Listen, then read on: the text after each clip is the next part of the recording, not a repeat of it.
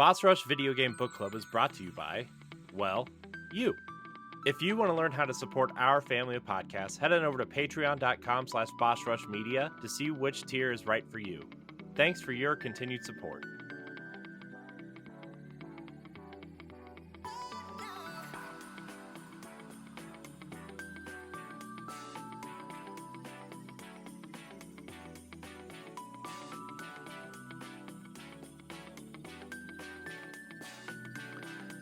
Hello, everybody. Welcome back to Boss Rush Video Game Book Club. It is our second part of our Hogwarts Legacy edition. I am your host, Corey Deering, and alongside me, as always, is the mad pharmacist herself, Stephanie Klimov. Hello, enchanted to be... No, I was going to come up with something clever, and then it wasn't very clever. Hi! I should have introduced you as the unicorn herder. My horn can pierce the sky. Office reference. Keep going. Also joining us is the man from Scrambled Rambles, Austin Campbell. What's up, everybody? It's good to be back. Good to be back. I love when Austin's here. Austin makes me love happy. being here. I love being here. I wish I could be here more often. I miss you all. Yes. Very much. I know. We miss you too, dude. Look, when we finally bring standard definition back, maybe someday, whenever, we're doing heavyweights and we're doing what was the other one we said we were doing? Like Zoolander. We gotta do Zoolander, Little Giants, maybe the Big Green. You want to do the Big Green? Yeah. Sandlot. Just do them all. Yeah, all the '90s sports flicks. Yeah. We also got to do Major League. Oh yeah. Major League. We can do The Longest Yard. That's not 90s, but we can still do that. We can still do that. It's fine. Yeah. We can do all that. The rewatch. I've really wanted to do that for a long time. Like just all awesome. the Adam Sandler movies. We got to plan this out. We'll do it. Good. Also joining us from the magical land of the EXPcast is Pat Klein. Hello. And also breeder of Graphorns? Graphorns, unicorns. Either way, I do have a horn, and that can pierce something else. Oh no! It sounds like After Dark last night. Oh man, how's everybody doing? Everybody good? Everybody finish? Everybody's done with Hogwarts Legacy, the main story at least. Yeah, I definitely want to do more, and I have had some extra time this week to do like extra stuff post game. Mm-hmm. But yes, you do some of the best stuff. You could do remote play on that Steam Deck. I could, but then I have to buy another copy of Hogwarts Legacy. No, you can download the PlayStation app on your Steam Deck. Remote play. Remote Okay, play. sorry, I misinterpreted what you said. Yeah. All right, that's a good point. Yeah. Or just steal it from the Steam store. Just rob it. Rob the Steam store. Mm-hmm. Yeah, we deserve it. Look at us drinking caffeine at 9:00 at night. It's fine. Cheers. That's we adults run on caffeine. Mm-hmm. Yes. Also, I've been running on runny noses and coughing and pink eye and other sicknesses. Says the guy that doesn't want to talk about it. I know. It's I just had to get it out there. Okay. I'm with you, Corey. I'm just now getting over mine, but I didn't have to deal with the pink eye. I didn't get that far. Have you ever tried to give a 4-year-old eye drops? It's fun. No. It's a good time. No. I would rather give an animal eye drops than a child eye drops. Let me tell you. It's true. It's really true. Oh God, it's so true. Speaking of animals, where do we want to start? I kind of want to start with the ending, to be honest. Full spoilers from here on out, guys. If you haven't listened to part 1, go listen to part 1. It's available now on free feeds, YouTube. You can also support us on Patreon. Really appreciate that as well for future book clubs. You get all the book clubs 2 weeks early, along with a bunch of other shows and episodes. And check out our new show, which will probably be launching the same week as this. Very excited for that as well. The ending. I think it makes sense. Why don't we just do like Ascended to 2 recap of like the story thus far? And I say yes, go with the ending, and then we could just kind of. Yeah. All right. Who wants to recap the story? The story. Pat, you seem The like whole a good. entire You seem like story. a good story recapper. Once upon a time. No, that's Long not ago recapping, in the that's world starting. of Hogwarts. Mhm. No, go ahead. Sorry. Previously on Hogwarts Legacy. That's what I got. Oh. That's okay. I was Fine. A young magician or a young wizard goes to a magical school after finding out that he has something called ancient magic, an Ancient ability magic. that few wizards have, and hoping that to be able to train this boy in the right path, the professors invite him to Hogwarts, where he learns from teachers and wizards and witches of the old ways about this power. Mm. But hot on his trail is a goblin revolutionary named Rock. No, what's his name? Ranrock. Ramrock, and his human poaching companion Rookwood. Rookwood. Rookwood. Yeah, they messed up He there. They should sounds not like a have made those malevolent names. villain from the 80s, like Skeletor, but with Just magic. like that. But looks kind of like a younger David Arquette. Oh, that's a good call. Yeah. hmm Yeah. Who are hot on his trail because this boy is the only one that knows where the secrets of the Hogwarts legacy is. Yes. Or the Keeper's legacy. Yeah, keepers. They're Mhm. keepers. You know, I And guarantee you this game was like probably called Hogwarts and the Keeper's Legacy, but then they're like, no. We just Yeah. gotta drop that out. Yeah. Mm. Yep. That makes sense. I mean Well, that makes sense. there was the part of the game where he's like, "Now this is Hogwarts Legacy."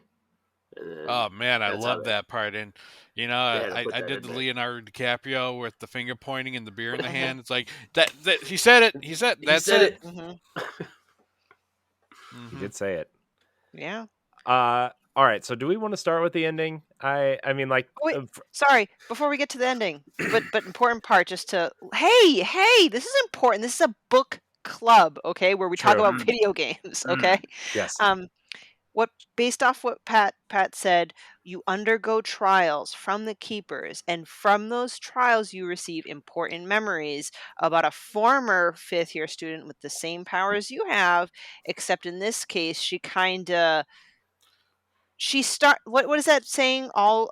Hell is paved with good intentions. Mm-hmm. Her father was traumatized by the death of his son, won't speak, and she found a way to kind of steal away or consume or remove emotion, remove pain. Mm-hmm. But unfortunately, she kind of gets, I wouldn't say power hungry, but she kind of goes a little overboard with it, crosses the line. Yeah. Now. Mm-hmm. Yeah. So we get to the ending, right? And How you do we win the House Cup. The Yeah. end. Did you win the House Cup? I did win the House Cup. Mm. That's the actual ending of the game. 20 points to Gryffindor. Actually, it was 100 because of one student who exemplified the face of Hogwarts, like the legacy of Hogwarts. Mm-hmm. So That's how it goes. How did we feel about the lead up? I mean, first of all, there's literally the Avengers Endgame moment of all the wizards and witches, which was I actually liked it.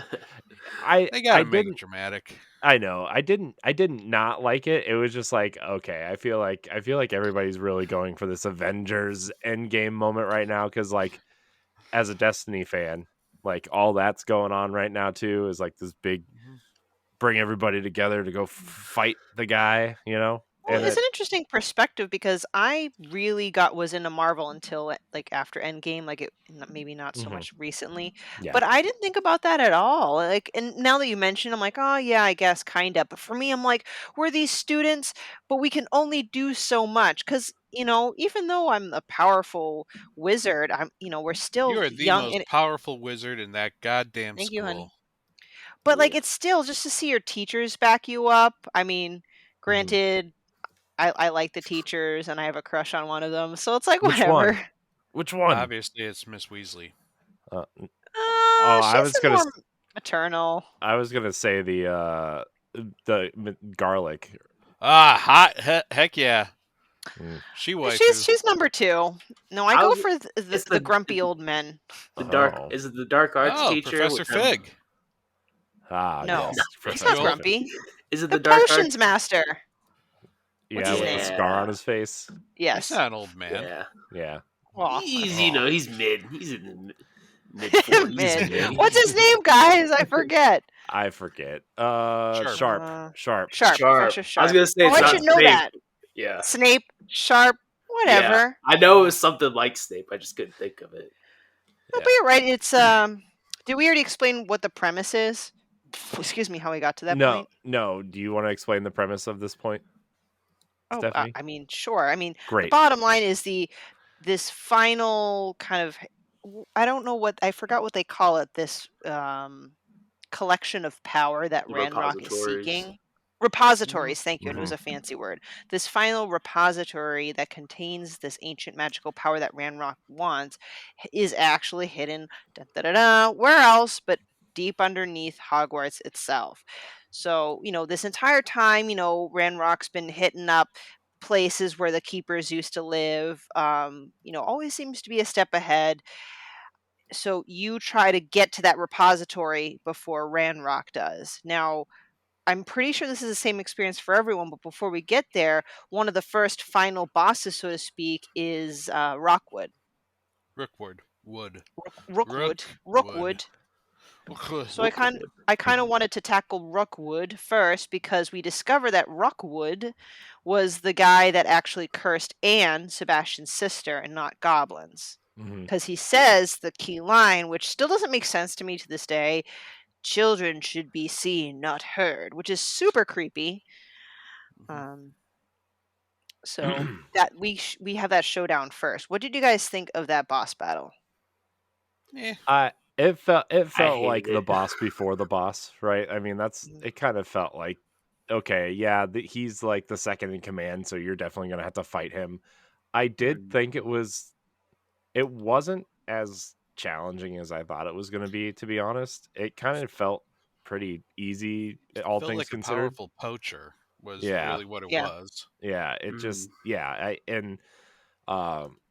mean, it was fine. I think he's an interesting kind of, you know, whatever, but I feel like they could have done more with that character.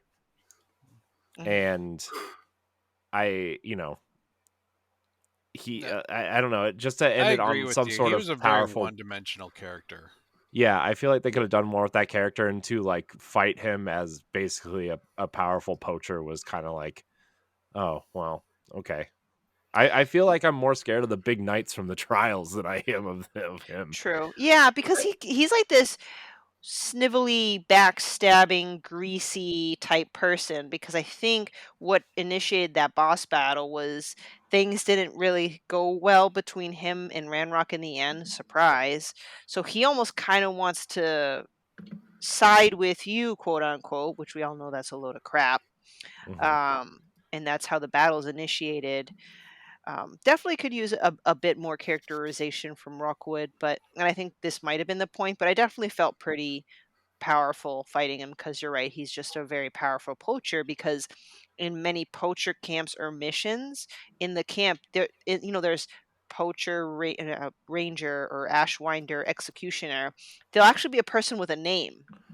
So it's kind of like the head honcho of the group. So I felt like, oh, it's the head honcho of this group.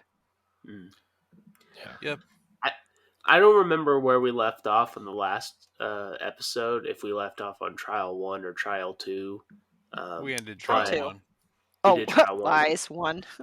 So to me, it was disappointing because trial 3 and trial 4 were so awesome that when you got to this boss fight, which was, I mean, yeah, he was just a bigger normal guy. But then they just did the classic thing of throwing 50 enemies at you and just saying, "Hey, fight them all in this arena." And that's it. Yep. And he That's your was Yeah, boss nothing. fight. very indistinguishable from the rest of the enemies too. The Yeah. only way you knew you were fighting him was by seeing his name pop up when you were staring at him. Also, Yeah. I don't know if this is true or not, but it seemed to me like the enemies kept coming as long as he was alive. So you just have Mhm. to like weed him out. I didn't know if like once I defeated him, it just was done. I still had enemies left, but it just cut off. So I didn't know if that was just the whole thing the whole time. Yeah. No, that's a good point, Austin, because I died twice, not necessarily because it's hard, but I approached it the wrong way. Because my mentality was get all these small fuckers out of the way and I'll just focus on Yeah. Rookwood. Yeah. But I realized the second time I died is, oh, these people are just going to keep coming. So my Yeah. third try, I focused only on Rockwood, maybe take a couple out as needed. And obviously the battle became very easy because I approached it the right way. Yeah. I also like, I think my one kind of complaint over the course of the 45 hours I put into it, I think the game doesn't really do a great job of showing you where the enemies are attacking you from. I just Yeah. had a really hard time of like, oh, there's enemies behind me. Why didn't I know that? Usually there's some sort of indicator, or if they're about to attack, there should be like sometimes there would be, and sometimes there wouldn't be, like a blinking arrow or something. I feel like the game didn't do a great job of saying where enemies were. And so like I would be so focused on the enemy I was attacking that like I usually I count on the HUD to tell me, okay, there's something behind me or something to my left or right, and I didn't really know until I was about to get hit, and I didn't really have time to dodge out of the way. And that was kind of my issue too, Stephanie, with Rookwood, was like there are a lot of enemies here and I'm focusing on Rookwood, but sometimes I would have to take my focus off of him to fight the enemies, but it would have been easier if I knew the enemies were coming at me. I might have cheesed that battle. Like, big time. Wait, you can cheese the battle? Oh, there's one spell that all you have to do is hit him with once and he's down. Oh, Really? man. What's that? Avada Cadaver. Oh. Okay, well, yeah. If you, I mean, it doesn't work on the final boss of Ramrock, but for Rookwood and even Harlow, you smack him with that spell once and you just drain their life. Wow. I can't wait to talk about getting those because I think when I say messed up, I was trying to go with how I'd answer questions. I think I kind of bypassed learning that curse for whatever reason.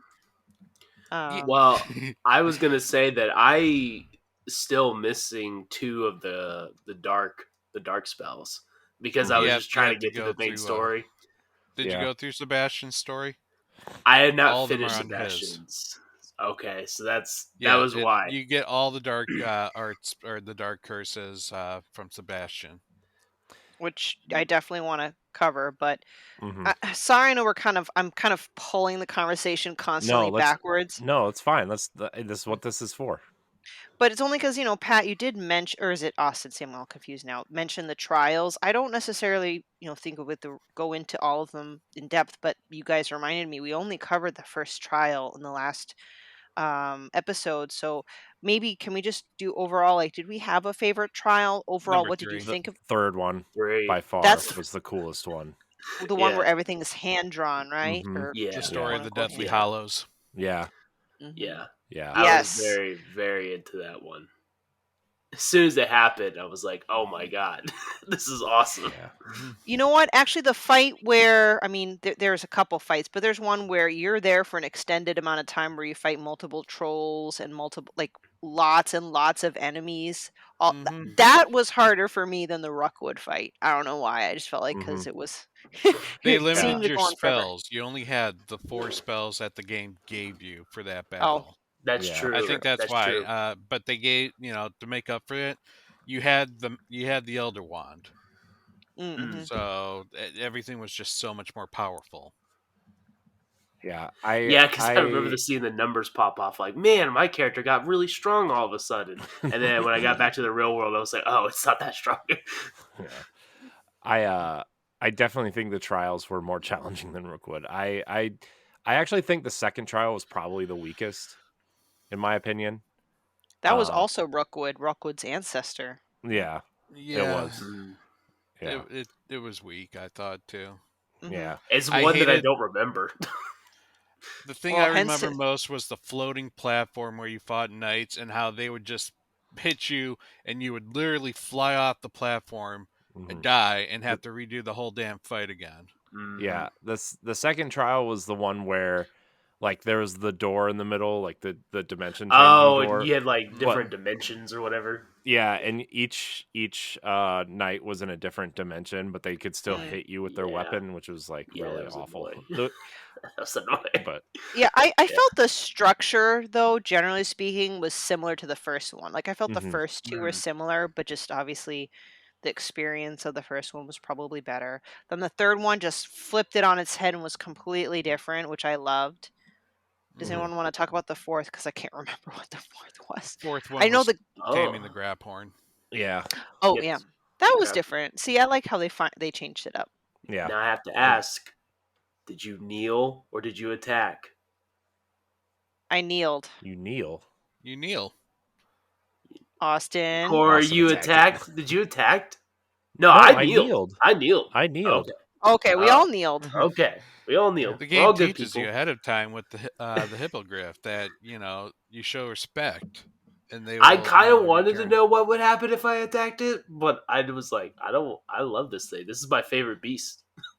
I imagine it does the exact same result. The only thing is you'd be more it'd be more submissive versus like mutual respect. Is what Mhm. I'd imagine.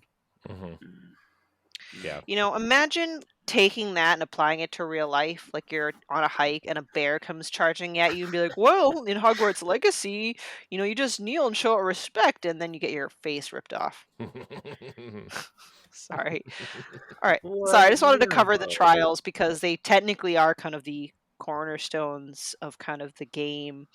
And there's a correlation between in the going to the map room and then going to that person's either former home or something. Mhm. So I do feel like the pacing for that is really nice.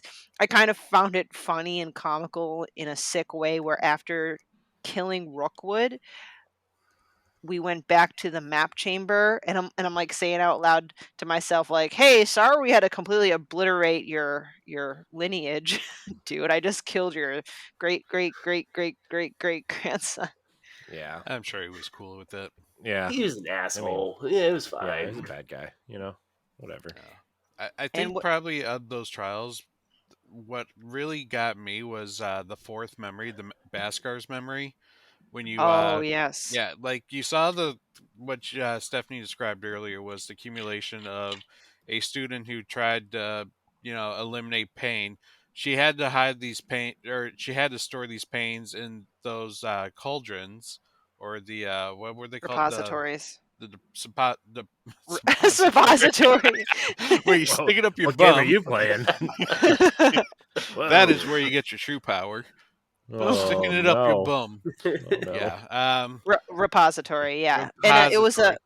it was a almost said Kremlin. Oh my gosh, I'm all over the place.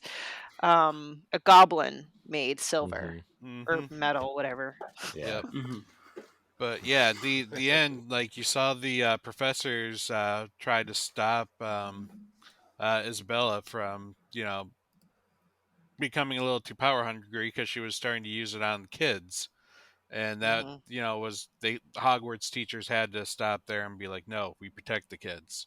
Yeah. But then, like while they're trying to like stop her from like using the spell, the defensive or Professor Baskar Hmm. uses the Abracadabra spell on her, and that just like shocked me. I'm like, holy shit! Mhm. Someone that's not a dark wizard, Yeah. just pulled that Hmm. spell out. Yeah, that was shocking. I was like, "Oh my god, did Mhm. he really just do that?" And I thought he was gonna run away. I actually thought you were gonna have to go, like, not like look for him, but like I don't like if he like put himself in some sort of containment where he was still alive, or like he had like put himself in some sort of whatever. I thought the story was going to get really weird and deep from there, but it didn't. Yeah. It's like, But yeah. dude, he just used an unforgivable spell, and he's a teacher. Yeah. But then again, in the movies, Professor Moody used the spell too to demonstrate for the kids. Mm-hmm. So what do you guys think of Isabella's story? Because on one hand, it does work. Like, I can see how someone so desperately wants to take away someone's pain, they'll do whatever it takes, which is oddly similar to Sebastian's story. Yeah. But then she kind of gets, but like power hungry, I guess. Like, I don't know, because I wonder if that's what they were trying to do, and I wonder if they just didn't hit it the way that they wanted to. But like comparing one of the characters to this character, because obviously Sebastian is in a very similar situation, right? Yeah. And I feel like Sebastian would have been her heir that she was trying to get during the whole trifold missions. Yeah. Like that, she said, she didn't have a way to, get reach out other than, she had to leave clues behind so that someone who's like her would follow in her footsteps, and that's what those pictures were. Yeah. Yeah, that's and I kind of wish that would have hit a little harder. Again, it's nothing against Avalanche. I think they did an incredible job making this game, but I feel like they could have gone a little extra with some of these side characters, especially Sebastian's story, because he seemed to besides your character, he seemed to be the focal point of a lot of this game. Yeah. And side note, it my bad, it's Isadora, not Isabella. Yes, I'm the one who said Isabella. I haven't played the game in like 3 weeks. Isadora Morganok, but yeah, I feel like there's your main character, your character, and then out of all the professors, it's really Weasley that's the most interactive with you, and Fig, of course. Then you have, it's like in twos, 2 professors, 2 students. You've got Onai, I think that's her last name, the Gryffindor student, and then Sebastian from Slytherin. And then everything is just kind of, Then you had couple names Poppy. here. Yeah. Oh yeah, Poppy was another Poppy. one. Can't forget about Sweeting. Poppy. No, Yeah. she's my favorite. I love her. I had to fly to the top of a mountain and ask her what she wanted. I was like, why are we all the way out here? Couldn't you just told me in the bathroom or something? It's ridiculous. But anyway, sorry, I wanted to backtrack to the trials and to Rockwood. But is there anything else in those things that we want to talk about before we talk about our fight with Ranrock? No, I just to go back to the third trial real quick, and just the way it looked and felt in that it I kind of wish some of the other trials would have taken note of this, and maybe they can experiment with this more in the next game, which I'm assuming we're going to get a sequel or another Wizarding World game at this point. I mean, the way the game ended, I'm not 100% sure the next game would actually be a sequel. I mean, we could talk about that later, but I have theories.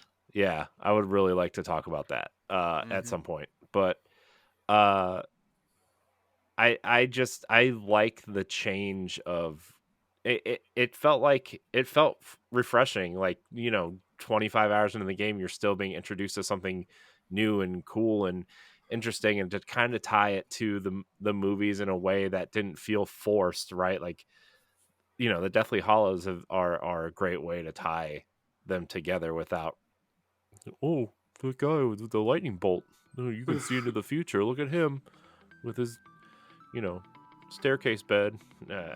It's like I really liked it. I really liked the third trial specifically. If you want to be a Patreon producer, head on over to patreon.com/bossrushmedia, and find out which tier is right for you. Our Patreon producers at the $5 tier or higher for this month are Adriel Munger, Austin Campbell, Celeste Roberts, Christian S., Sana Dierig, Francisco Santillan, and Rebecca Jewell. Thank you for your continued support. Now, I know Pat played the mission for sure. I don't know if Stephanie did. But I feel like one of the best trials was not a trial. It was the It was a shopkeep PlayStation mission. exclusive. Yeah. No, That- I still did not see that mission pop up. You might try to go back Did because you check to see if you got it downloaded? Yeah, I didn't see I think anything. it's a completely separate thing. Like in It the is. shop, I think you have to go into the store and don't you have to redeem a code to download it? if it's a That physical and- one, I think you have to redeem a code. All when right, let me just pop this when on I while you guys are went- talking. when I went Yeah, on the open up your first day of open up your winter, case too to make sure you don't have a DLC code. Yeah. I want to hear about this mission because Talk about it. I'm playing on Xbox and I don't have it yet. I know So- you really liked it, Austin. Go ahead. well, I was gonna say when I went there the first time, because I know you said it was like Christmas winter time. I went there immediately because I was like, that sounds like a great thing to have the shopkeep, have my own shop, and it wasn't there.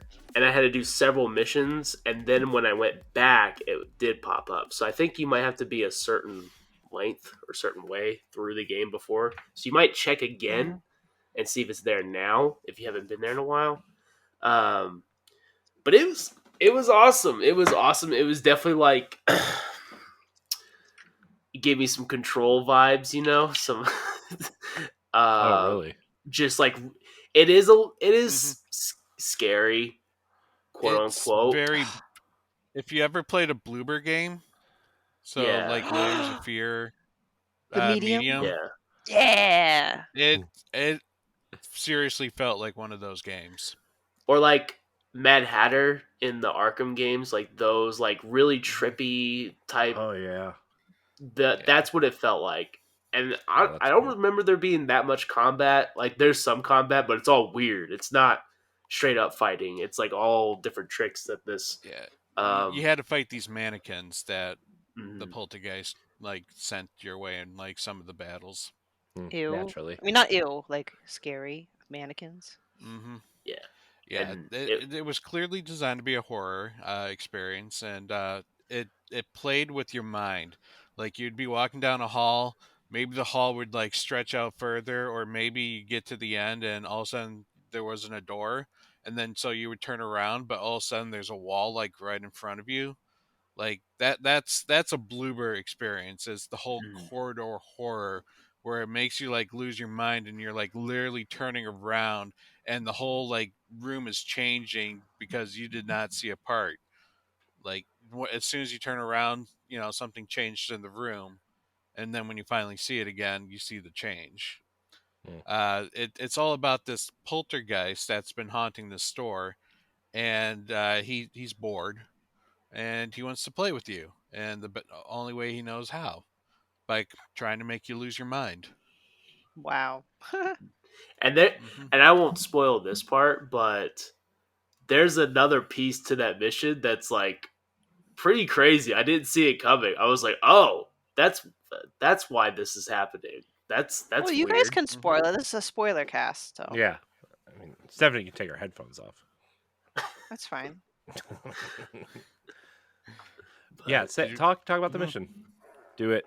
Do it. Do it, Austin. Well, okay, so when you find this mission, you talk to an elf, and she's really she's really cute the way she talks to you because she'll be really excited about what she's talking about, and immediately she'll cover her mouth and gasp because she's fixing to say something she's not supposed to say, and you still don't know why. You don't know why this is a thing, and but she keeps doing it over and over again. But she says basically, if you go talk to this one woman, my master or whatever, then she'll sell you the property, and then it'll be yours, and I'll work for you. So you talk to this lady, and she sells it to you, whatever, blah blah blah. You open up the shop, you repair things, you fix everything up, and you find just this random hole in the ground. And of course, you go down it because you're not a coward, and you're a wizard, and a teen wizard at that. You got to go down there. Yeah, And, the witch asked, you can have the shop, but there's one thing I left in there. It's in this box. Can you go get it for Oh me? yeah, that's right. So, it was in yep. a box. I forgot about that part. So The hole's in a box. It's a magic box. yeah. You go down there, you mess with this poltergeist and whatever, do all the trials, and eventually comes to find out that this woman has been doing this with everybody. She's been using this poltergeist to scare these people, to get rid of these people. So she just keeps getting money, and I'm assuming the poltergeist ends up killing these people. I don't know if that was ever Or makes really them go fully, crazy. or just makes them go crazy. And Crazy because you beat the like running away. poltergeist, because you beat the poltergeist, you got his respect. He's gonna leave you alone. He's only gonna haunt the store 2 days 2 days every month, and only at After nighttime. 9 o'clock. After 9 o'clock. That's Mm-hmm. important. And Yep. so you make this deal with him, and then it turns out you talk to the sheriff lady. She's like, wait, so all these people keep keep disappearing, going crazy, and then this woman who sold you the shop, she goes psycho, and she just tries to kill you and the sheriff. It goes wild. This old lady, she's about to kill you. It was crazy. I did not expect it. I thought maybe she would get caught, she'd be done, but no. I think that's what her name. She's a sheriff. She's a sheriff something. Yeah, she's that professor that you keep running into during the poacher mission. Not professor, the police officer you keep. I forget what her name is, but Onai. The last name is Onai, but the officer Sweeting or something. No, Sweeting is Poppy. Oh no, Poppy Sweet, but it involves Poppy. Oh no, it involves the other one, the Onai. Sweeting crap. doesn't have anything with this lady. Yeah, I'm looking up her name now. Well, we're doing Officer Singer. Singer. Yeah, you go. Singer. Look at you. I'm doing a terrible job. I'm sorry. I got distracted though, but I found the code. Officer. Sweet. So it is a code. Definitely do it. Yeah. So I can't wait to play it later. Yeah. I was a little disappointed in the shop itself. Like, it does give you more money, but I was kind of hoping I could send stuff magically there instead of having to go there. That's what I was really hoping for. Also, Avalanche, if you're gonna make a game that's got all this equipment and you're trying to make it look like Destiny with everything, everything's trying to be Destiny now. Even the cursor stuff. Make a sell all option. Do not make me individually sell everything. It's ridiculous. Destiny still doesn't have a sell all option. Dude, this is why Outriders was the best. Because Outriders had a sell you could mark everything as junk, and then you could sell it all. Or dismantle it all. Easy. Or even just select the ones that you want and hit one button to, sell everything you just selected. Yeah. Mm-hmm. Even Yakuza does that. Yeah. Come on. Austin, Come on, everybody. We should do an Outriders spoiler cast. Dude, I'm in. I love Outriders. Did you play the DLC, by the way? No, not yet. Do you want to play it with me again? Play it. I'll play it with you again. Yeah, at some point I do. Yeah. Zelda's coming out, though. That's going to take up a lot of time. No one plays Zelda. I do want to play World Slayer. Who's it? What is Hey. That's May and June's book club, by the way. Zelda. I know I'm not going to be on that one because I won't play it fast enough, and there's probably like 20 people on that list that want to be on that one. Oh, I'm sure. I'm sure. So, all right. So, where do we want to go next? Do we want to talk about Sebastian's story? Well, we didn't finish the story, so which direction are we going here? Like Ranrock final fight, or continue the favorite side quests, or talk about Sebastian? There's 3 paths. Choose wisely, or I don't care. Yeah, we can do Ranrock. He turns into a dragon. Pretty dope. Oh yeah, I forgot the ending. It was a little like when I say unusual, not in a critical way. I was just like, oh, he's a dragon now. But I would definitely. Me, as someone who's played a lot of RPGs, it's like, really, a dragon? That's your final form? He should have been like a cow, a giant cow, and just. I can understand the dragon, though. Like, if you were to use your magic and toss around a little person, that might be offensive to some people. Oh, that's a good point. Well, I mean, you do that. At the big wizard pushing around the little guy. Yeah, but you do that all game. You do that all game though. The whole game is Yeah. almost that. Yeah. I love throwing those little goblins off Yeah, the cliff. that Just the like Expelio or whatever. The Pulso. yeah, Just the shoot pulso, him you just right hit him off off. the cliff. I- And then you have your ultimate move where you're just banging him on the floor or on the Yes. ground Right. multiple Yeah. times. So like, jeez. Yeah. I just I didn't really care for the whole he turns into a dragon thing. Like I understand they have to like do something because it's a video game, but it was a very Joker took the drugs from Yeah. Arkham Asylum Yeah, moment the where like Titan. Yeah. the yeah this is, Venom. this is like a little unbelievable. But and also like he turned into the like the dragon was like the material of the wand and like the design of the wand too. I Oh don't know if you yeah. noticed that or not, Yeah. but Yeah. like just this dragon skeleton type thing going on, and I don't know, it was fine. It didn't really do it for me though, to be honest. Are you talking about the wand that you created? No, doesn't Ranrock have a wand and he says I can't wait to test this out? Yeah, Yeah. it was Miriam's wand, someone. yeah. Yes, Yeah. Miriam. Mhm. Yeah. Oh, I And didn't know. I didn't realize that was the wand that he turned into. yeah, it looks like that wand. At least, am I mixing wands up? That, Not so. I think it's that wand because he's like, I can't wait to Mhm. test this out or whatever, and then he like does the magic, and then he goes into the thing and comes out a dragon. I didn't know that had any ties to the wand though. It just looked like the wand to me. And Oh wait, didn't it also have to do with the actual ancient magic in that Mhm. repository? Mhm. Didn't he Yeah. like? That Yeah, he that for absorbed the sure. magic, and that's why he turned into the dragon. Yeah. I just thought it was yeah. You just thought the wand gave. It was because he was holding the wand that he turned into the dragon. No, no, I'm just saying the dragon he turned into looked like the wand he was holding. Hmm. Not that he turned himself into the dragon with the wand. Oh, Are you talking about like when he like has that hard case on him? What'd you say, Austin?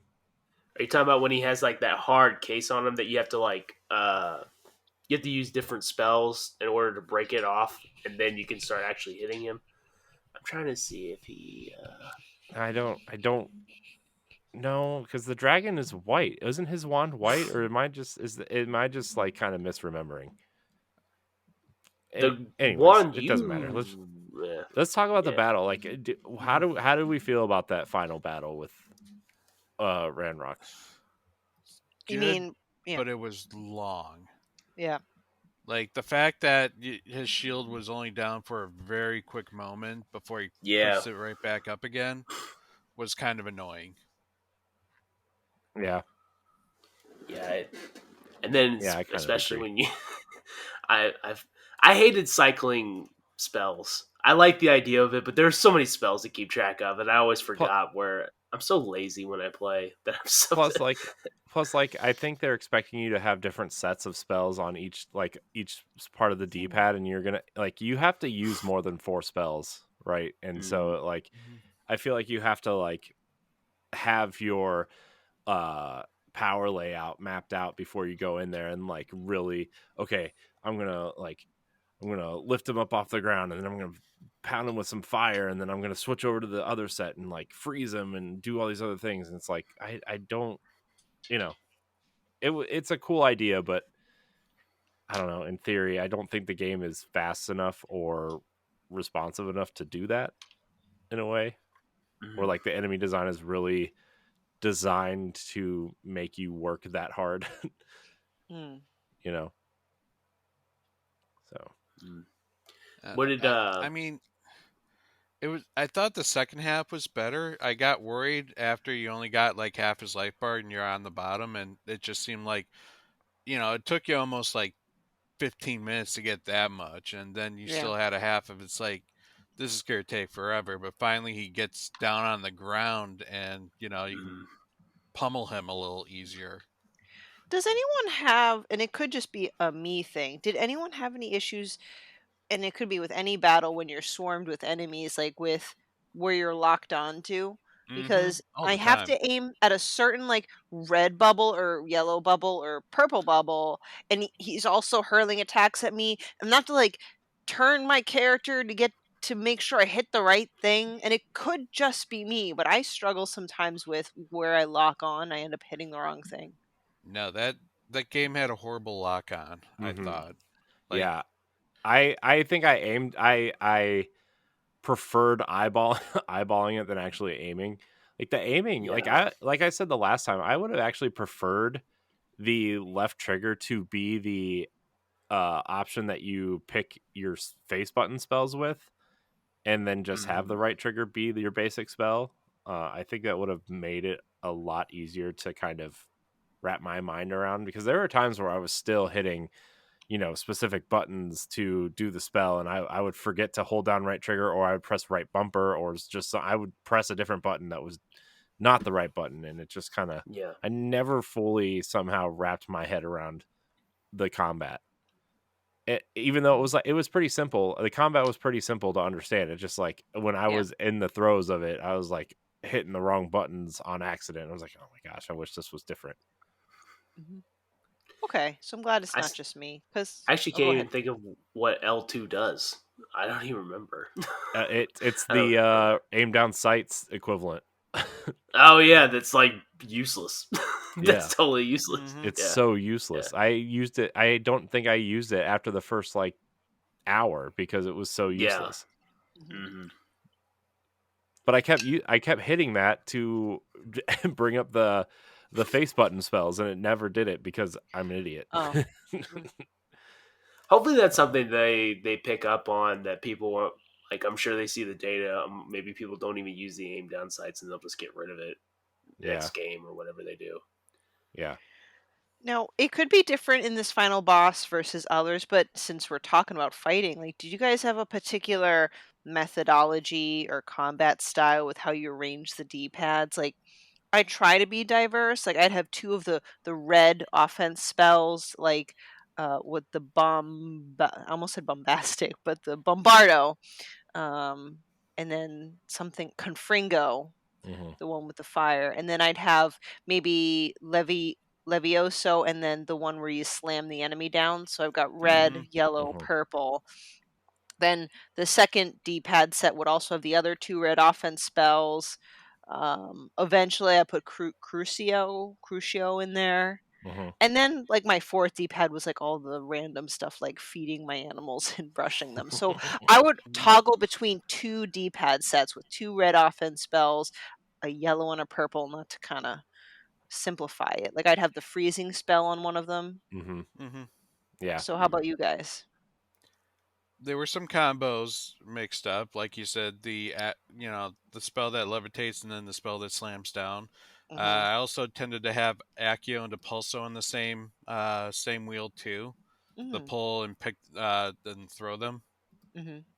Um, and then usually there's some red. I had a red spell at least on all the wheels, whether it be the Fireball or the Expelliarmus. Mhm. Yeah. Did you Hmm. guys utilize potions or plants in your battles? The final battle, yes. Eh, Yeah, I was barely doing damage on the final battle, and I was like, "Is there a potion that helps?" And yeah, the maximum potion. I was like, "I haven't used a Hmm. single one of these all game. I'm gonna use them mhm. all now." And just Yeah. Yeah. yeah, It's like this is what you save your potions for. You may have like 99 potions that you don't use the entire game because you're going to need them for that final battle. yeah. The Oh only That's a yeah. potion I I would true run down is RPG Wig and mechanic. Weld. I would Yes. just, Those go fast, man. and then I Yeah. would freak out, use them sometimes. I'd be like, "Oh wait, I Mhm. shouldn't have used them because my health isn't that low." And but then I'd take a huge hit, and I'm like, "Oh no, no, no, it's bad." Yeah.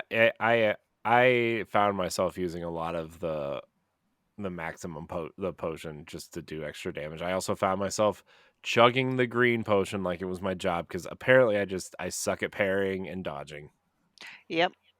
I know, like the pairing makes sense, right? Because then you send something back. But I just because I maybe my reaction is not good enough because there's the yellow parrying attack and the red that you can't parry.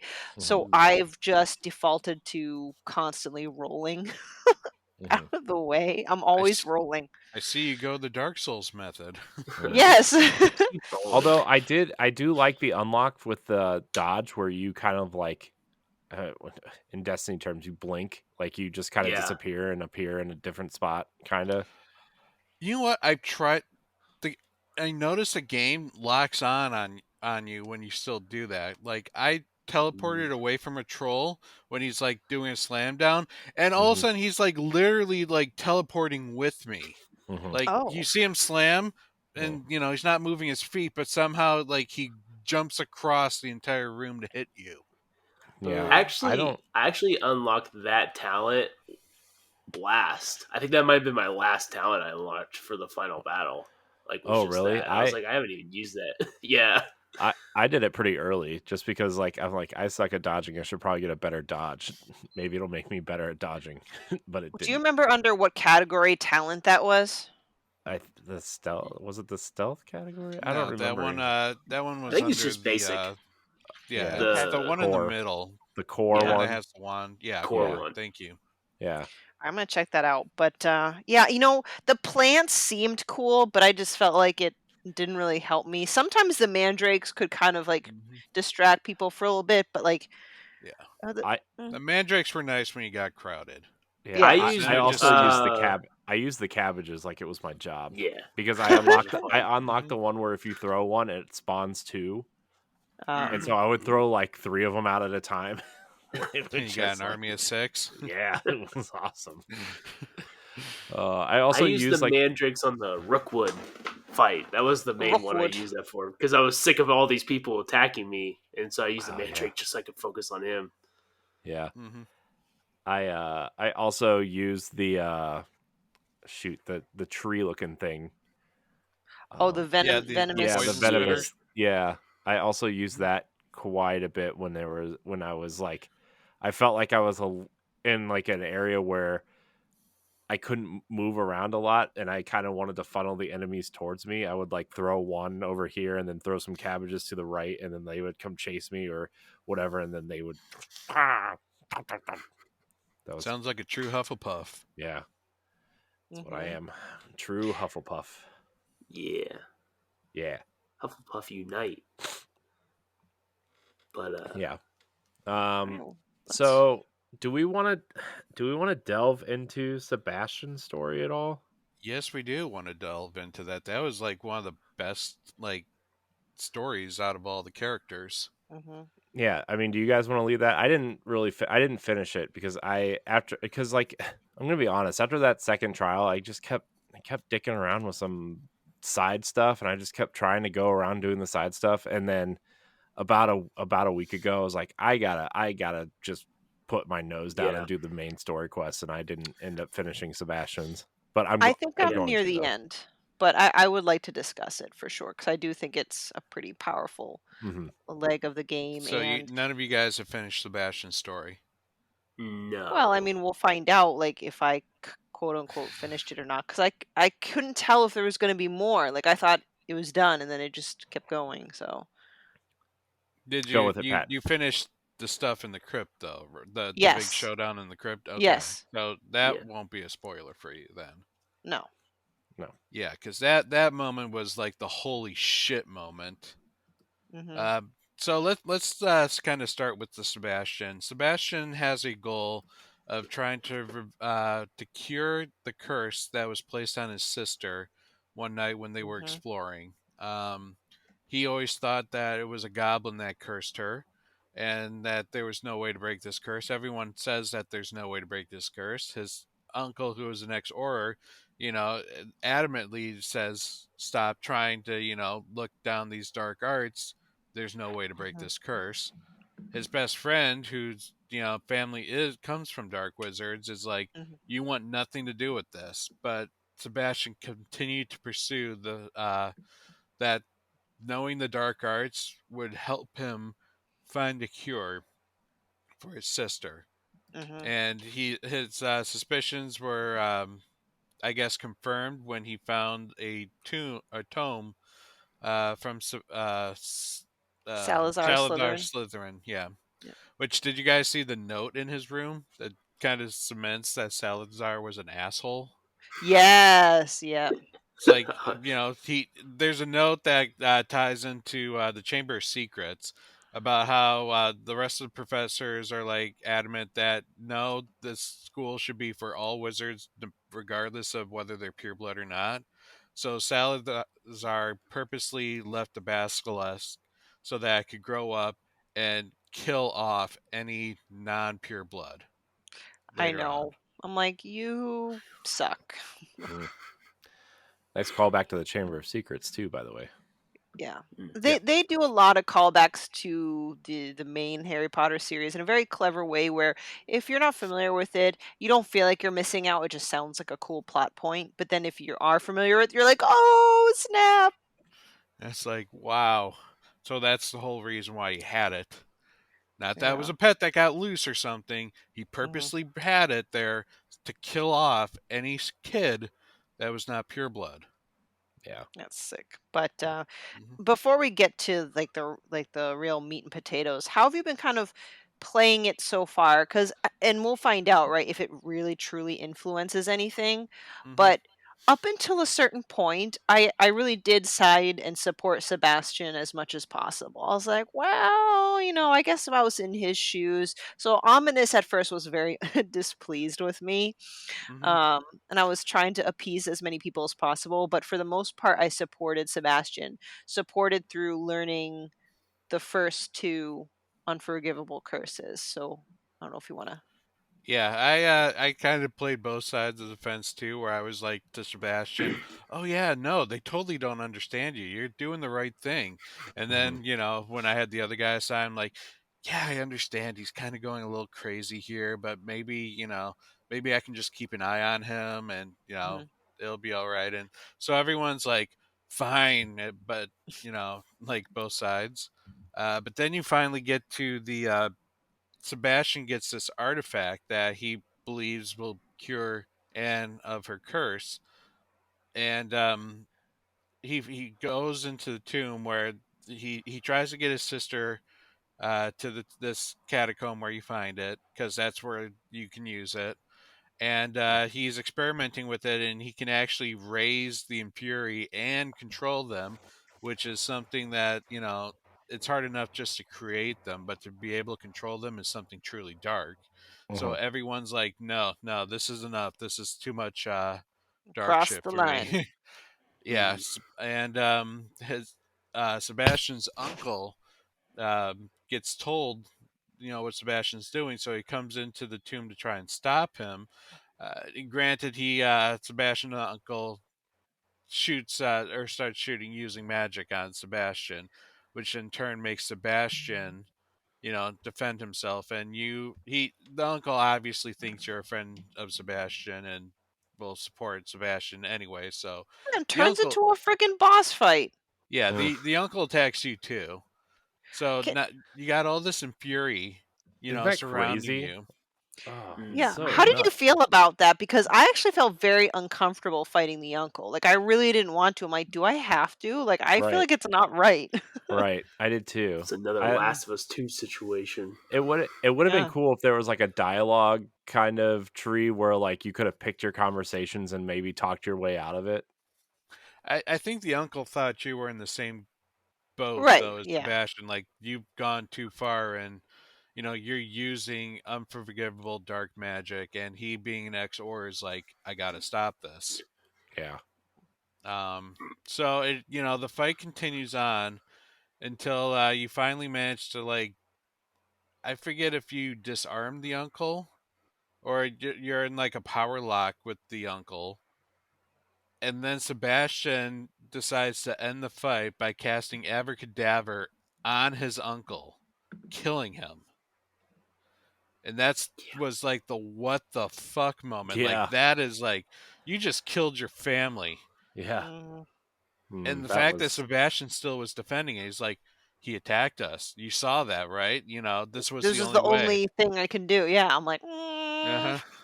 uh, Of course, I played both sides of the fence again. I'm like, oh yeah, no, I totally saw that. He attacked first. You know, you did what was right. He's like, you know, and you had an option of like, I had to use that, or he's like, I had to use that spell. It's like, you know, and you had an option of no one should ever have to, or no one should ever use those spells, or like, can you everyone teach me know that? how to. yeah. So is that where you learn it? Because I think because I said no one should ever know about this curse, I hmm was wondering if I missed that opportunity to learn it. I think he did because I'm like, No. yeah, no, you're totally right, Sebastian. By the way, can you teach me this? Is oh yeah, here. This is how you do it, you know. And so I learned We must abracadabra. never use this again. Also, can you teach me how to use it so I don't know how to learn it, how to use it later? Well, see, this is the part where it was tough for me because I had a feeling if I responded yes, everyone should know about this curse, that I would get to learn it because I just want to use it for gameplay purposes because I feel like a badass. But I'm like, at that point, I had enough of Sebastian. I was scared of Sebastian. I'm like, no, no, no, Mhm. no, no, no one should ever learn the curse. And then after I selected it, I'm like, oh, I'll never learn that. Yeah, and you Damn know it. what? That's one of the things about this game is that they don't pursue the fact that if you learn like dark magic, like people don't alienate you. You know, like Yeah. I used it in front of Poppy, and she's like, "Oh, someone's not afraid of the dark arts." It's like, did you just encourage me to keep using this shit? Wait, quick question I, about the dark arts. So Crucio, I Mhm. like. The second one, the name is I'm blanking on. It's the one where you can Imperio or Imperio. Imperius. I know the definition is you control someone, but how does it actually work in battle? Because usually in battle it's so crazy I can never like watch and see what actually happens. You Does that shoot and you shoot someone, they get green eyes, and they act as your ally for a oh small okay. time. So they will attack the enemies also. Yeah. Okay. Doesn't help because my lock on feature will just keep sending spells to that particular enemy. But anyway. hmm Yeah. Yeah. So And after then that, oh sorry, Pat, keep oh no, I going. was gonna say abracadabra. You know, it is a one kill, hit kill spell, so it is best used on things like trolls and bosses, except for Ramrock, who was completely immune to every single curse. So that was pointless. Yeah. But It's that it worked goblin great magic. against Harlow and Ram Rookwood Yeah. and trolls. My gosh, I just taking down a troll in one hit. Made those battles satisfying. just The so much nicer. the charge on that though has to be a long time though, It right? is a fucking long time. That thing's probably like 4 times longer than any of other spell the cooldown. Yeah. So That's you fair. really can only use it once, or if you use it in the beginning of the battle, you probably will maybe get to use it again at the end. Yeah. There was a But there was a yeah, talent. Did you ever unlock, Pat, the talent that like if you use your basic wand, it reduces the cooldowns? I don't know if I put talent in that. There Maybe was a I did. talent where I'm pretty sure every time you use the basic one, it would reduce the cooldowns of all your others. And I was like, why didn't I do this way sooner? Mm. This is way Mhm. better. Yeah. Hmm. To go back to Sebastian's story, though, that didn't end there, because then once you get back to school, and is absolutely disgusted with her brother and kind of runs away. Mhm. Like, I can't deal with this anymore. Nothing's gonna cure me. And Mhm. Omnis is like, what do we do? I don't want to lose my best friend, but he just fucking killed his uncle. Yeah, it's And like so that's where I like secretly like, dude, we need to turn him in. Mhm. But then, when I'm talking to Sebastian, I'm like, bro, I got your back, okay? Everything's gonna be fine. And it's great because Sebastian's like, whatever happens, I'm glad to know you're, my best friend or He knows yeah. that my Ominous friend. is the snitch. He knows Ominous is the snitch anyway. Out of the two. I was gonna say, so Pat, did you recommend to Ominous to turn him in? Yeah. Yeah, me too. And so in the end, he gets expelled and is awaiting trial in Azkaban. So is that it? Because I wasn't sure. That's where I ended today, and I wasn't sure if I would be missing Yeah. beyond that. By then you get the little trophy for that one, and Okay. Oh, that says that you concluded that story. so sad. Because if you think like how old Sebastian is, to imagine putting someone like that in Azkaban. Like I know he killed his family, but still, it's like Azkaban. Ooh, that's no regular prison. Yeah, I Yeah. might have thought differently, but the fact that he continued to, like he didn't see what he did was wrong, and that he will still go at any length to protect and try and cure his sister, even though she wanted nothing to do with him anymore. It's Yeah. like, No. Yeah. okay, now Yeah. you've officially gone from being doting brother to absolutely creepy fanatic. Mhm. You Yeah. got to get locked up Yeah. for your own safety I and just felt everyone else. sad because in the beginning of the game, I'm like, wow, a Slytherin that won't spiral into a bad guy. I was wrong. Well, that's Yeah. the thing. He wasn't like a lot of these characters. I like the fact that the bad guys aren't necessarily bad. Yeah. Right, Like yeah. even Ramrock, like his whole reason it was goblin like ideology, like the fact that the goblins were being enslaved and persecuted and like restricted of like using magical abilities, and Mhm. also the fact that they think if something's made with goblin stuff, it officially is goblin. You know, Mhm. Mhm. so he truly believed that the depositories were goblins because they were made with goblin silver, Mhm. Mhm. and so No, he no, wanted them totally back. fair. I just I'm like, couldn't it have been a Gryffindor that spiraled? Why did it have to Yeah. be Slytherin that spiraled? Hmm. You know why? Slytherin Mhm. don't get a break. They don't get a break. Yeah. Now, do we think he's going to be a villain in future game? Do we want to get into the like a future game now? I mean, we are kind of running at that probably end around an hour and a half if we do that. Do we want to If talk we about? if we do, can we just quickly touch base Yes. on maybe just like a favorite mission, unless it's already been named or whatever? Favorite, just any favorite side things. Like I'll start. Ooh. Like I also like Poppy Sweeting's like side quests. I just found that a lot of fun. I was going to say the Phoenix mission was one of my favorites. That we lost Oh Pat. right, Deke and the Phoenix, right?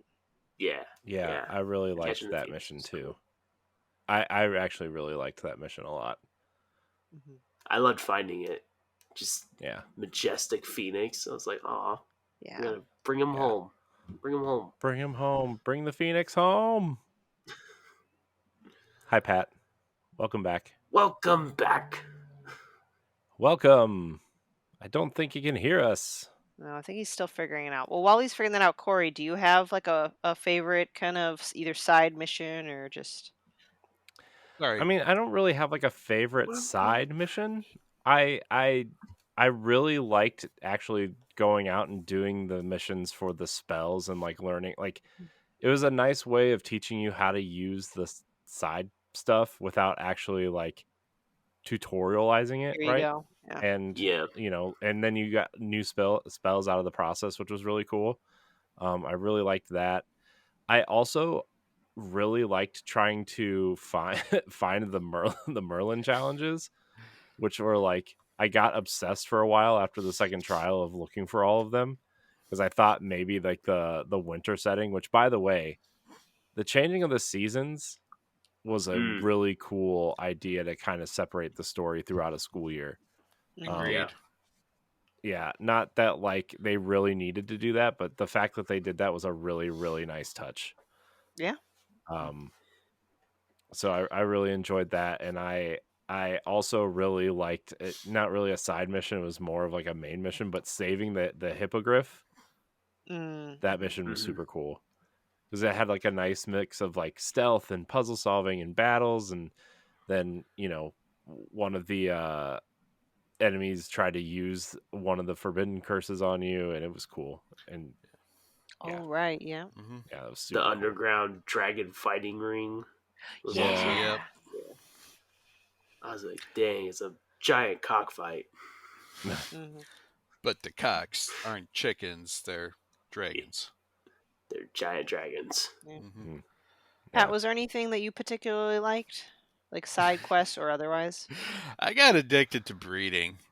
Mostly because all those like the little Yeah, he little did. creatures that you whip were so like derpy looking. You know, They they were cute. are. You know what? Yeah. Ever since you talked about breeding, I started, and like a baby hippogriff, I'm like, oh, you're funky looking. Yeah, that one was ugly. I'm like, ew. You need some feathers on you, bro. Yeah. But you had things like this little tiny baby Niffler was adorable. The Mhm. what you call the little fur balls? Puffskin, The Yeah. puffskins. puffskin. Mhm. Like Yeah.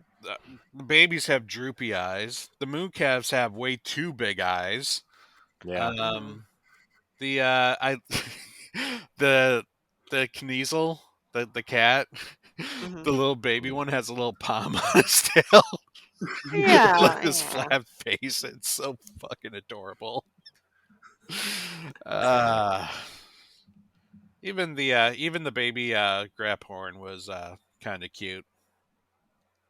What's y'all's favorite beast? Because mine is the Graphorn. The Graphorn's my favorite. Hmm. The Graphorn was cool. I really like the hippogriffs, even from the movies. I do.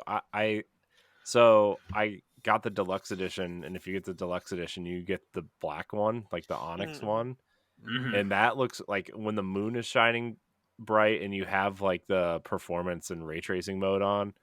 It looks really cool. Like that. Hmm. It looks really good.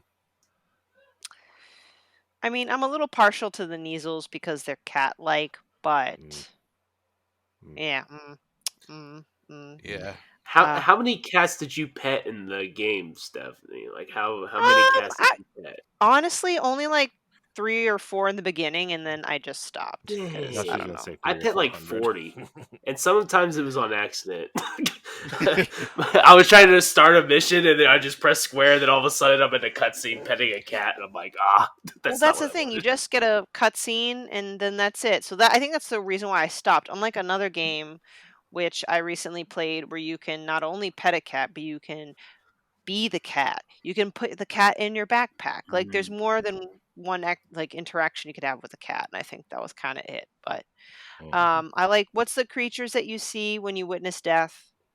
The Oh, Thestrals. mhm. yeah. Thestrals. They actually were cool. Like it's adorable, this scary looking thing, and when you brush them, one of them like goes on its side and its back, and it's so happy. So I Mhm. like the I Thestrals. love I love the baby Thestral because that's the one you have to breed for the Oh mission. right. And I did do that Yeah. one, and yeah, I I love the with baby Steph, Thestral. I would probably say the Kneazles It's like were, you're so hideous. one of my favorite. They were adorably ugly. They were pugly. Mm. hmm Yeah. But in terms of, I also really liked the Nifflers. And I loved when you Mm. brush the Nifflers, and if they were really enjoying it, they'd go on their back, but all of a sudden you start brushing out treasure from their fur. Mm. Yeah, Sometimes that I was brush fun. Avery, my cat, and yeah, you never know what's gonna come out of there. Oh, Never know. and I would be remiss if I didn't say I also like the Phoenix. Oh Oh yeah, yes, the for sure. Phoenix. The Yeah. Phoenix is a I wish step I could have above. bred the Phoenix, but there's only one Phoenix in the game. It's a shame. I Rip know. Phoenix. Maybe something to look forward to in the sequel. Breeding Well, yeah. So Phoenixes. speaking of, so yeah, let's talk possible future state or theories or thoughts. Oh, hold on. Oh, We sorry. did not touch on Fig's Oh funeral yeah, fix slash death. eulogy weird Oh, The thing. pretty eulogy big. was Sorry. so funny. I was laughing at the eulogy. I was laughing. Yeah. I thought it was funny. It was They're like, interesting. Simon Pegg, man. Oh, what a uh, yeah. thank God That Weasley was took over. yeah. hmm I Oh, by felt the like way, how did y'all feel about the potion mission where you actually get to be him? that was Oh Oh, yeah, with that was a good awesome. one. the wart, like the warts, the potion for the warts. Yeah, In fact, I have a Boils, yeah. I have no shame about letting everyone know I have butt boils. yes. Oh, And it's then so. like commanding all the banners be your house banners. Mhm. And the fact that it happened was amazing. Oh yeah. Yeah, that was a good one. It was cool. I'm glad that Oh, they let you do something like that. now I feel bad for not even acknowledging Fig's death because obviously that was a really big thing, and he was kind of, he was your mentor, and he was kind of there all along the way, and you know, His death for me felt incredibly unnecessary. I felt like they killed him off oh, just Oh, we to lost him kill him again. oh off. no. And right at a critical point too, he's like, it felt Yeah. incredibly, Yeah. Pat, It felt incredibly what? it felt incredibly unnecessary. Like they Mhm. killed him off just to kill him off. Like they knock him off the Yeah. cliff and he comes back and he helps you contain or he helps you like eliminate the rest of the negative emotion and then he just dies. It's like Yeah. why? You had him come back. You might like he didn't necessarily need to die. I Yeah. agree. There's no It You felt got like a real cheap death. yeah. Trying to yeah. pull at your strings. Yeah. It If didn't they should work. have just killed him when he fell off the cliff, you know. Yeah. Mhm. So, But I suppose it, give that moment of he has officially achieved his life work and figuring out what happened to Miriam and was yeah. united with her wand again. Yeah. Mhm. But it still Also, he felt could always cheap. come back in a painting, obviously. So That is Yeah. true. he'll still Maybe be that'll be giving in you the second panties. game as well. Oh my gosh, Maybe. that'd be amazing. Yeah. Yeah. So there was that ending, and then there's actually a true ending where if you get to level 34, you unlock the final mission of the game, and that's just Yeah, I haven't simply got to that. yeah, that one's just simply you winning the House Cup Mm. Nice. because you Neat. exemplified what Hogwarts means. So your Yes. house gets 100 points. Great. Nice. Basically, I saved the world. You owe me. Yep. Yeah. Here's your House Cup. Do you actually do anything with your OWLs? Like, do you get to kind of get a hint at what you'd be good at or something? Because that would have been cool.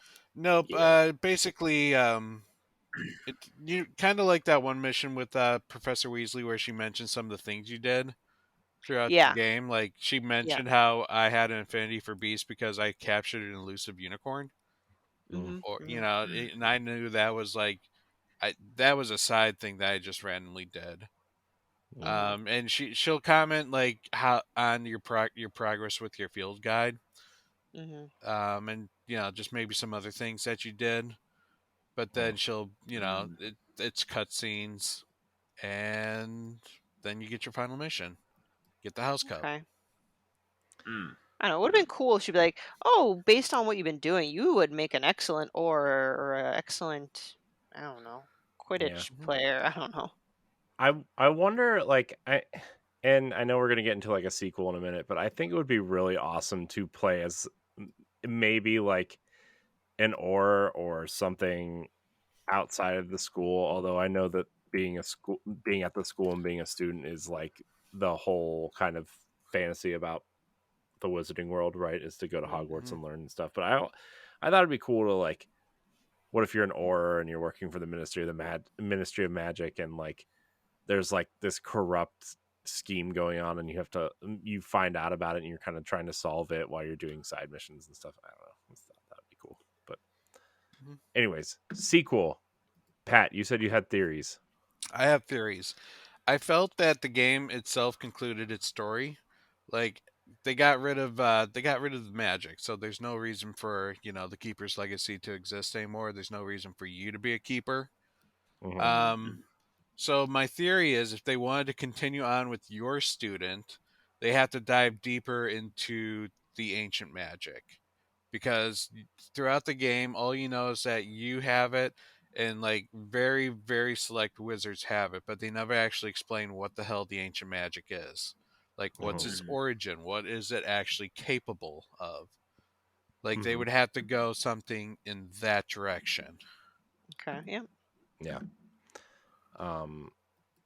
Yeah, I kind of, because I mean, yeah, because like, what do you? I mean, what would you do without the ancient magic. You couldn't really like do the equivalent of trials or anything. My theory is that like if they do a sequel, you're gonna be like there's something more to the ancient magic than people are willing to let on, and like maybe you find that out as like the Triwizard Tournament was something that I had thought about for a while, and maybe you go back to Hogwarts for a little bit, but you go to another school and you explore that land, and that land happens to be like where the origins of the ancient magic happen, right? And like you spend your 6th year at this school doing, and instead of the trials, you do the things that they do in the or switch it up, whatever. Like I think that's an easy way to replace the trials, and that would give you another uh place to see in this world, because we've never explored outside of Hogwarts really, except for like the Fantastic Beasts movies a little bit, right? Mhm. So No, that's what I would like to see from a sequel, is visit another school, do the Triwizard Tournament, maybe Quidditch returns. Yep. I don't know. No, I agree with you Yeah. there. Like, I would love to visit another location. Yeah. I think you have We to as well, because the best part about this game was was like some of the best part was the explorability, and now that you've explored most of it, and pretty much all of it, you're gonna be Yeah. left with Yeah, something else. there's only so much you can do with Hogwarts. Yeah. Yeah, I mean, I'm not opposed to return to Hogwarts. I just think it would be a really cool idea to like go somewhere else. Let's go to the dancing girl school where they all wear the blue outfits and dance and throw birds out of their fists, and or Or like go Yeah, I to want to go where Natsai Onai in Uganda. Like, I want to go to that school. that yeah, is that The apparently wizarding the school. biggest wizarding school, Yeah, yeah, according to Ouagadougou. her. yeah. Yeah. That I mean that's a theory that I've seen floating around online too, is that we would go somewhere like that too. plus you wouldn't have to use a wand. You could start dual wielding, maybe. Maybe that'd be cool. Oh, Start Dual dual and wielding wielding becoming an magic. magic. animagus. Yes. Yeah. That would be cool. Learn Patronus as well. Yep. Yeah. That would be the other thing. Like, if they wanted to maybe just take it to a different direction where you explore things that haven't been really touched upon, Yeah. Mhm. put the game in Azkaban. Well, you go to Oh. Azkaban if you're a Ooh. Hufflepuff. Yeah, but that's like a very small portion. I'm saying like Azkaban in the wizarding world, the wizards did not create Azkaban; they found it, Yeah. and it Mm. has all these deep, mysterious properties behind, like deep and dark, mysterious properties behind it. No one really knows what Azkaban is. They just knew it was a good place to put their prisoners. hmm You could That's play as brilliant, Pat. Sebastian and try to break out. Try to Oh. break out of Yeah. DLC. Mm-hmm. DLC. That ain't happening. They said they're Yeah. done with the I story. know. I know. Corey, try to get someone from Avalanche to come on. I'm already trying. Okay. Be like, listen, here's our pitch. Yeah. Set the game in the African school, but have it that you can like teleport over to Azkaban. You're trying to understand the secrets. So you got the African outworld in school, but then you also have the Azkaban prison. yeah. Done deal. That's free advice, Avalanche. Yeah. Won't even be You can have that charged. for free. We could call it but- Azkaban's Legacy. Oh no. Yeah. I think that'd be cool. That would be really cool. Maybe you do that and then you run away and go to a different school. I don't know, with Sebastian. So when they said that they're totally done with this game, they ruled out DLC, but it's not like they fully ruled out a sequel, right? That would be completely stupid. Yeah, I would be shocked if they didn't make some sort of Wizarding World game after this, whether it's a sequel or a new game Otherwise, set and yeah. a thing. Gotcha. I mean, this game has sold almost 20 million units at this point, right? So I mean, Wow. that's And that's before the PS4 and Switch versions come out. right.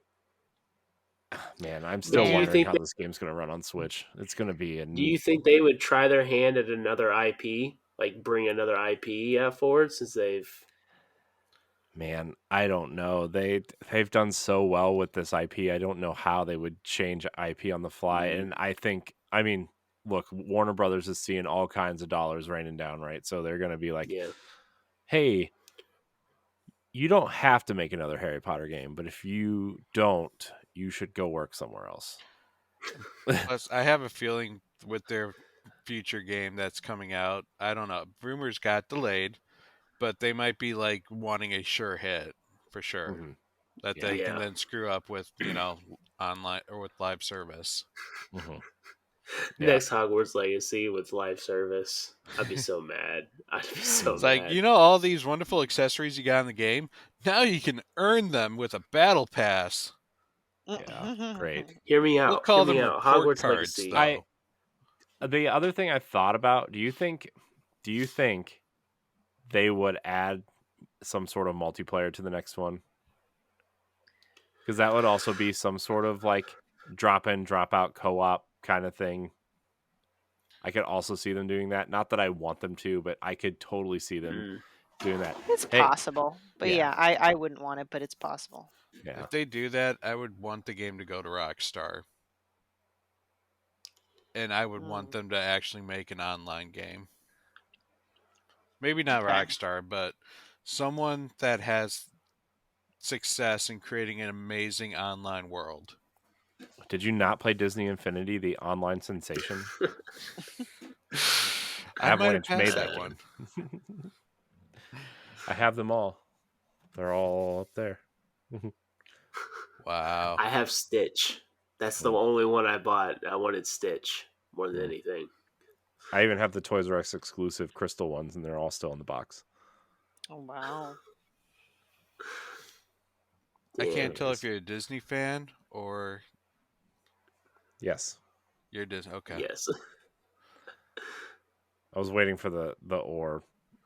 No, I wasn't sure if it was something like maybe you were Disney because of your family, or I didn't realize that, you yourself were the Disney fan. I mean, that's cool. Yeah. I mean, we grew up Disney people, but also I do like Disney a lot. So, Oh, that's awesome.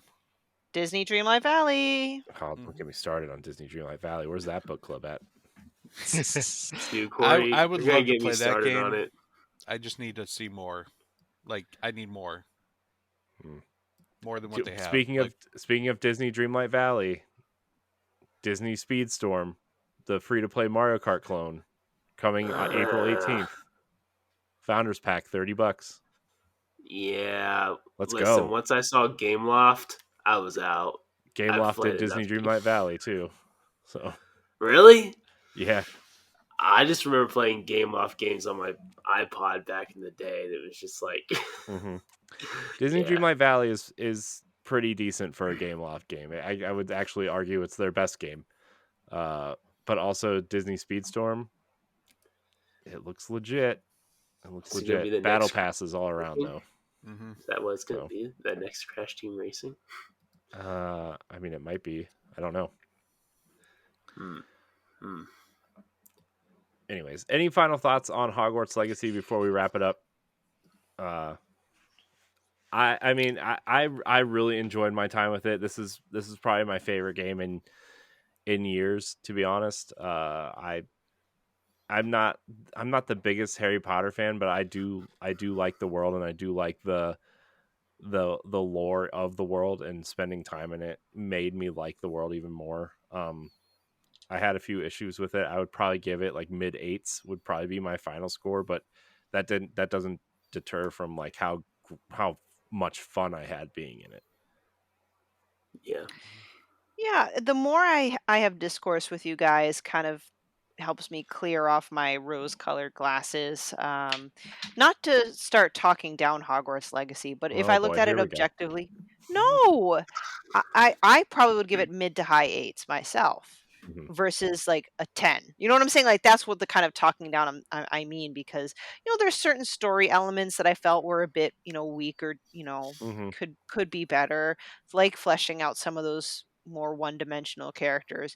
Everything else is great. Like there's so much. I'm only at like 60% complete now. Yeah. As far as I am. So again, lots of passion and love and attention were put into this game. So much to do, a lot of fun.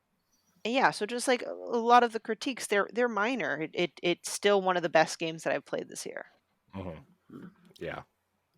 Yeah, again, I would say they would need to polish the combat, and the game did feel like it was starting to wear its welcome towards the end. In my case, like the missions all started blending in to feel like the same thing, especially the side missions. And the dungeons also started getting a little more on the boring side. But overall, though, I would say like it was an amazing, first start at the series. I absolutely loved the spirit that they, infused in this game. Like it really did make me feel like I was part of the wizarding world, which I Yes. appreciate. I loved all the little nuances and like nods to the series. Graphically beautiful, music fantastic. Like overall, this was for me it was either a high 8 or a 9. Just that combat made Yeah. it not as fun as it could be. I definitely am same area with you guys. I definitely think an 8 for me overall. I would just say Avalanche.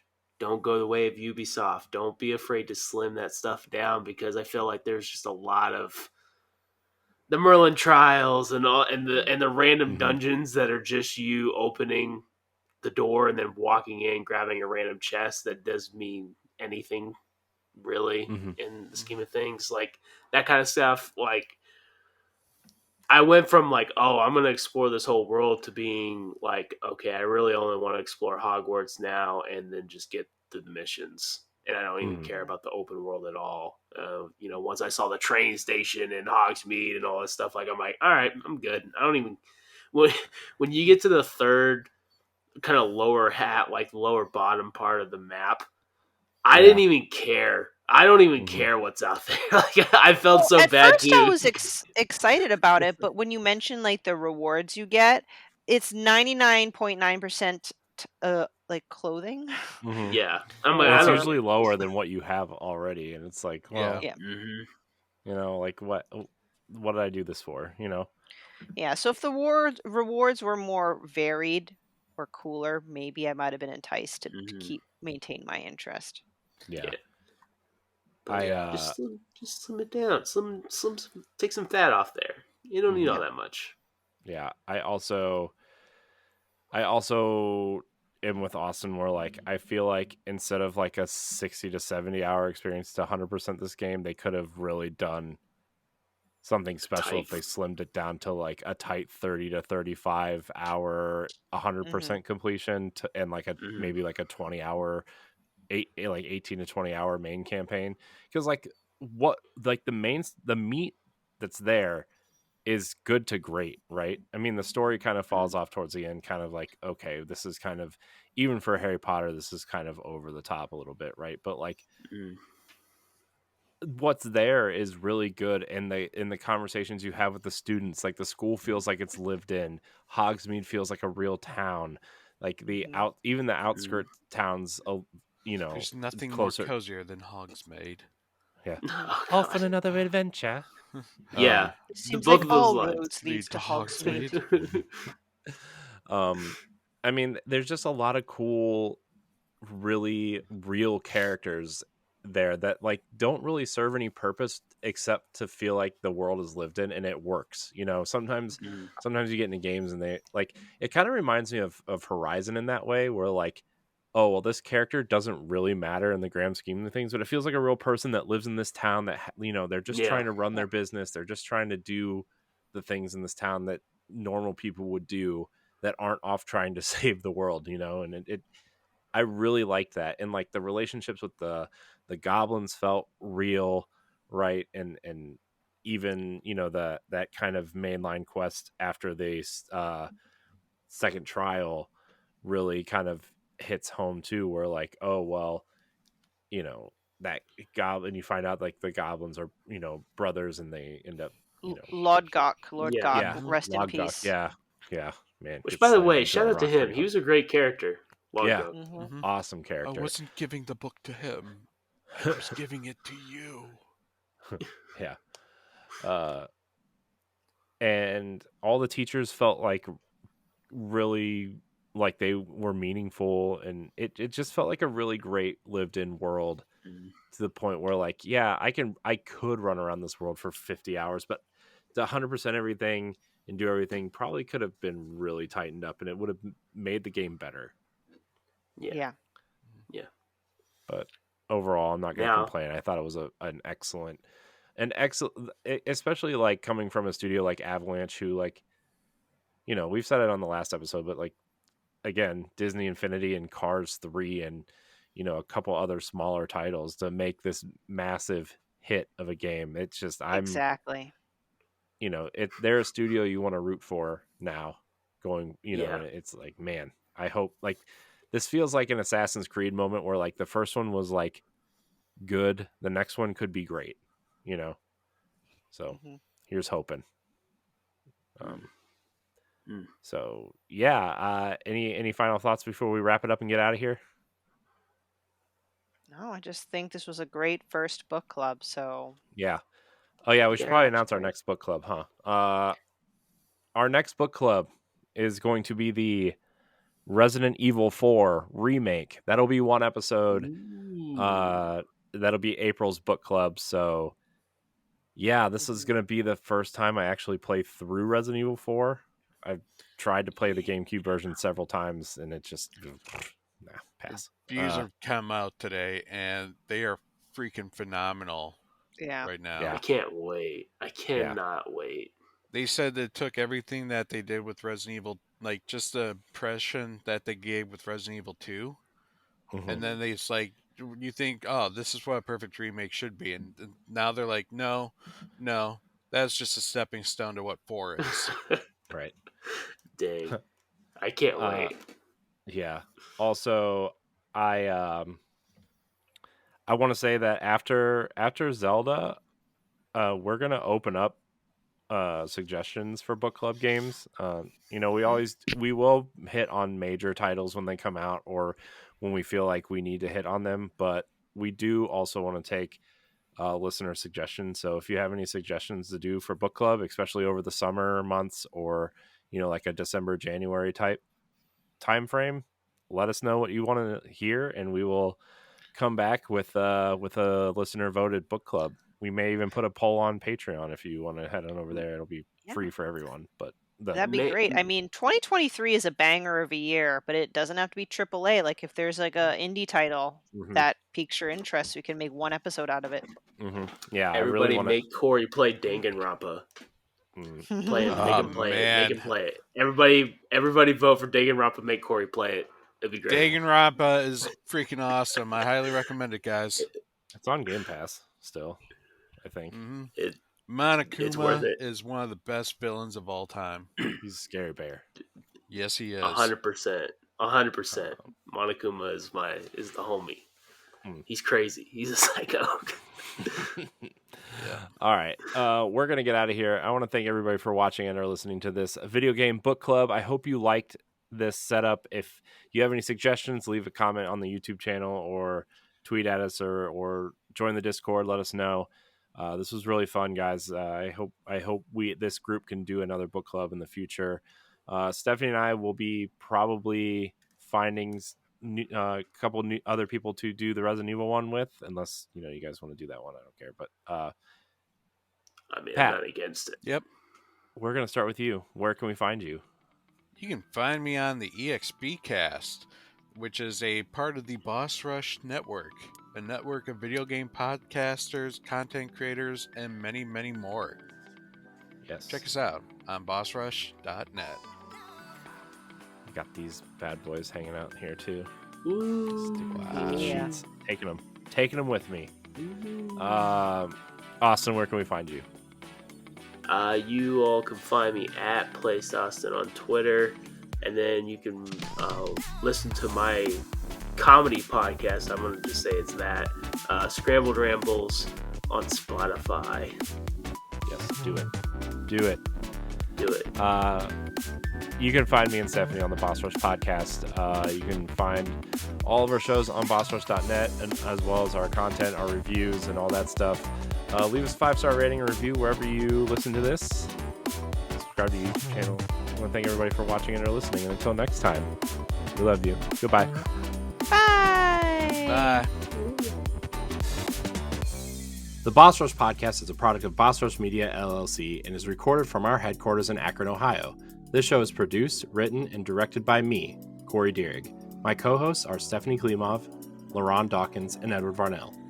You can find Stephanie at Klimov_author on Twitter and Instagram, as well as on the EXPcast.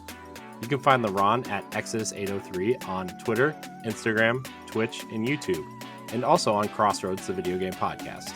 You can find Edward at ThatRetroCode on Twitter and Instagram, as well as hosting Nintendo Power Block. You can follow me on Twitter and Instagram at IamCoreyInHD, and find me hosting Tower Casuals, the Destiny podcast, and co-hosting Nintendo Power Block. Find the Boss Rush podcast on all social media platforms at Boss Rush Podcast. You can also follow Boss Rush Media and Boss Rush Network on all major social media platforms. Join the Boss Rush Network Discord and Facebook groups to interact with other friends and fans. Thanks for listening, and we'll see you next time.